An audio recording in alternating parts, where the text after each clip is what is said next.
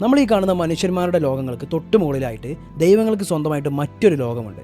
Part 5 of Norse mythology. Yggdrasil എന്നത് 9 ലോകങ്ങളെ connect ചെയ്തിരുന്ന ഒരു മഹാവൃക്ഷമായിരുന്നു.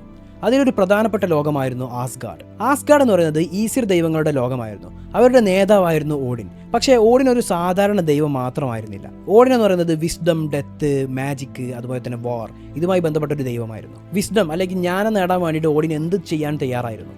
ഒരു ദിവസം ഓഡിന് മീമിർ എന്ന് പറയുന്ന ഒരു ജ്ഞാനത്തിന്റെ കിണറ്റിൽ അറിവ് നേടാൻ വേണ്ടിയിട്ട് സ്വന്തം കണ്ണ് വരെ ത്യാഗം ചെയ്തിട്ടുണ്ട്. അതുകൊണ്ടാണ് ഓഡിനെ പലപ്പോഴും വൺ ഐഡ് ഗോഡ് എന്ന് വിളിക്കുന്നത്. പക്ഷേ ഓഡിന് ഒറ്റയ്ക്കല്ലായിരുന്നു. അവന്റെ ഭാര്യയായ ഫ്രിഗ, മിന്നലിന്റെയും ശക്തിയുടെയും ദൈവമായ തോറ്, തന്ത്രത്തിന്റെയും കുസൃതിയുടെയും ദൈവമായ ലോക്കി, പിന്നെ യുദ്ധത്തിൽ മരിക്കുന്ന വീരന്മാരുടെ ലോകമായ വാൽഹാല, ഇവയെല്ലാം ആസ്ഗാർഡിന്റെ കഥയുടെ ഒരു ഭാഗം തന്നെയായിരുന്നു. പക്ഷേ ആസ്ഗാർഡിനും മിഡ്ഗാർഡിനും അങ്ങോട്ടും ഇങ്ങോട്ടും നമുക്ക് എങ്ങനെ യാത്ര ചെയ്യാം? അതിനായിട്ട് ദൈവങ്ങൾക്ക് ഒരു അത്ഭുതകരമായ പാലുണ്ടായിരുന്നു, ബൈഫ്രോസ്റ്റ്. നമ്മൾ റെയിൻബോ എന്ന് വിചാരിക്കുന്ന ആ പാലുണ്ടല്ലോ, ആസ്ഗാർഡിനെയും മനുഷ്യരുടെ ലോകമായ മിഡ്ഗാർഡിനെ തമ്മിൽ ബന്ധിപ്പിച്ചിരുന്നു. അതിന്റെ കാവൽക്കാരനായിരുന്നു ഹെയിംഡാൾ, അസാധാരണമായ കാഴ്ചശക്തിയും കേൾവിശക്തിയുമുള്ള ഒരു കാവൽക്കാരൻ. എന്തൊക്കെ പറഞ്ഞാലും ആസ്ഗാർഡിന്റെ ഏറ്റവും വലിയ ശക്തി ഓഡിനായിരുന്നില്ല, അവന്റെ മകനായ തോറായിരുന്നു. തോറിന്റെ കയ്യിൽ ഒരു പ്രത്യേകതരം ആയുധം കൂടി ഉണ്ടായിരുന്നു, മിയോൾനിർ. അതെങ്ങനെ ഉണ്ടായി? ആ ആയുധം തോറിന് എവിടുന്ന് ലഭിച്ചു? അടുത്ത ഭാഗം മുതൽ നമ്മൾ തോറിനെ കുറിച്ച് നോക്കാം.